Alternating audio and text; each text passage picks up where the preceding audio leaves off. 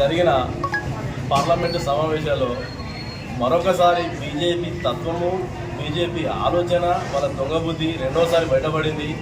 Elections ముందు అంబేద్కర్ దేవుడు అంటూ, అంబేద్కర్ లేని రాజ్యాంగం లేని అసలు ఇక్కడ ప్రజలు లేరంటూ మొక్కి మొక్కి మొక్కి అంబేద్కర్ వారసులమైన అందరితో పాటు అందరి ఓట్లు దండించి అధికారంలో పీఠం ఎక్కిన బీజేపీ ప్రభుత్వం ఒకసారి తగిన సీట్లు వస్తే 410 సీట్లు వస్తే అంబేద్కర్ రచించిన రాజ్యాంగాన్ని మారుస్తారని చెప్పిన బీజేపీ ప్రభుత్వం ఈసారి మరొకసారి అంబేద్కర్ పదే పదే తలచడం ఎందుకు, అంబేద్కర్ పేరు తలచడం ఎందుకు, ఏదైనా దేవుడికి మొక్కితే పుణ్యమైన వస్తుంది అని ఒక అర్థం లేని ఆలోచనలతోటి ప్రజలను తప్పుదో పట్టించి ప్రజలను ఈ దక్షిణ భారతదేశం మీద కాదు మొత్తం దేశాన్ని ముక్కలేసే ఆలోచనలో ఉన్న ఈ బీజేపీ ప్రభుత్వం, ఇలాంటి ప్రభుత్వం మనకు వద్దు.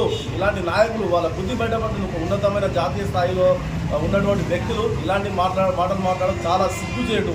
వాళ్ళకు తగిన ఆలోచన కాదు. వాళ్ళు ఈ విషయం వెంటనే పార్లమెంటు సాక్షిగా ఖండిస్తున్న పార్లమెంటు సాక్షిగా అందరికీ బేసిక్గా ప్రజలకు మరియు ప్రభుత్వానికి అంబేద్కర్ గారికి క్షమాపణ చెప్పాలి. లేకపోతే దేశవ్యాప్తంగా అంబేద్కర్ వారసులందరూ అందరు కలిసి ఆ బీజేపీ ప్రభుత్వాన్ని వచ్చే ఎన్నికలు కావచ్చు ఇక ముందు గద్దె తీస్తారు. ఇలాంటి ఆలోచనలు, దుర్మార్గమైన ఆలోచనలు ఎలా అనిపిస్తున్నది. ఇక అంబేద్కర్ గారి గురించి చెప్పాలంటే మన దేశానికి స్వతంత్రం ఎప్పుడైతే రాజ్యాంగం ఎవరికైతే బిలో పావర్టీ లైన్ ఉన్న ప్రతి వ్యక్తి, కులం అనేది లేదు, కులం లేకుండా దారిద్ర్య రేఖకు దిగువన ఉన్న ప్రతి వ్యక్తికి, ప్రతి కుటుంబానికి కావలసినటువంటి ఎలాంటి అవసరాలు మన కూడు గుడ్డు విధులు కానీ నియామకాలు ఏ విషయంలో తగిన విషయం మనకి ఎవరికి ఏది కావాలో అది రాజ్యాంగంలో స్పష్టంగా రచించారు. ఈరోజు అదే అమిత్ షా ఆ స్థాయిలో ఉన్నాడంటే దానికి కారణం రాజ్యాంగమే, అంబేద్కర్ రచించినటువంటి రాజ్యాంగమే.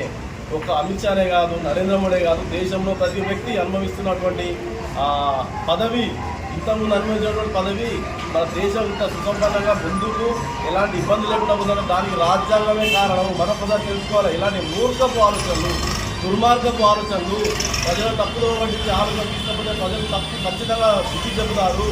దేవుడు అంబేద్కర్ కనిపించిన దేవుడు ఎక్కడున్నారో తెలియదు, వాళ్ళకు కూడా తెలియదు. కానీ అంబేద్కర్ పుట్టి ఖచ్చితంగా ఏం కావాలో దేశానికి ఆలోచించి దేశాలు ప్రపంచ దేశాలే అంబేద్కర్ మొక్కుతున్నాయి. అలాంటిది ఇంత దుర్మార్గుడైన, ఇంత తెలివిలేని దద్దమైనటువంటి అమిత్ షా ఇలాంటి మాటలు మాట్లాడడం దూరంగా ఉంది. ఇంత తెలియదొక్క ఎట్లా వీళ్ళకి చదువు అన్నది, జ్ఞానం అనేది దేవుడి గురించి అవసరం లేదు. ఏదో కనబడని దేవుడిని మొక్కాలి అంటే అందరం మొక్కదనట్లేము, ఎవరి నమ్మకం వాళ్ళదే. కానీ మొక్కాలి, దాన్ని అది చేయాలి, ఇది నమ్మకంతో ప్రజలు చేయడం తప్పు. ప్రజలను, దేశ ప్రజలు తప్పుదోవడం, పట్టించడం అసలు చాలా దుర్మార్గం ఇది. ఇలాంటి పద్ధతులు మార్చుకోవాలి. బీజేపీ ప్రభుత్వాన్ని ఇక ముందు అసలు ఏదో అనుకుంటారు కానీ వాళ్ళు ఏం జరగదు. వచ్చే చిన్న ఎన్నికలు, స్థానిక ఎలక్షన్లు కావచ్చు, అంతకన్నా ముందు మనం మట్టి కనిపిస్తాం చెప్తున్నాం. ఇంకొకసారి ఇలాంటి చులకన చౌకబారు వ్యాఖ్యలు చేయొద్దని ఖచ్చితంగా బీజేపీ ప్రభుత్వానికి హెచ్చరిస్తున్నాం.